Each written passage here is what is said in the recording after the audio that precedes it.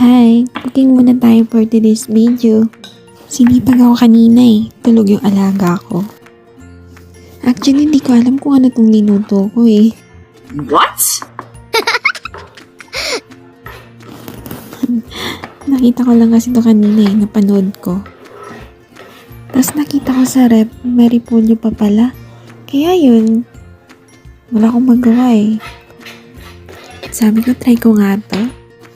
So yan, ito na lahat yun. Pinaghalo-halo ko lang.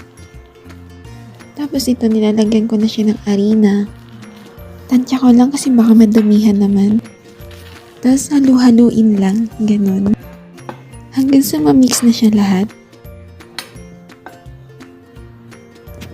Add ng konting water. Daming halo naman yan. Nainip na ba kayo?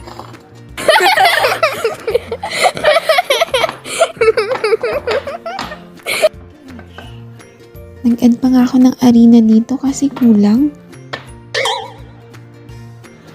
Ngayon ko lang naalala. Pagkatapos kong halu-haluin, wala pa palang asin, seasoning, tsaka yung mga iba pa.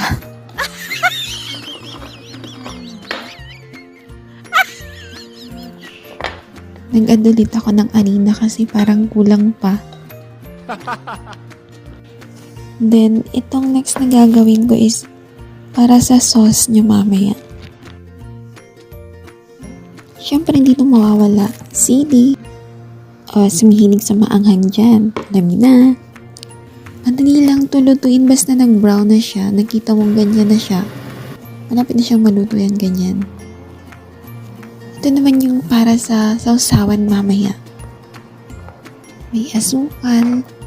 May sili, syempre. Suka. Then, syempre, sibuyas. Then, that's it. Ito na siya. Mukha bang masarap? Try nyo din. Pwede din siyang pang merienda. Pwede din siyang ulam. Depende sa'yo. Ito na pala yung ginawa kong sausawan. Hindi ko na nabidyohan kanina. So, yun lang guys. Babush! Thank you for watching.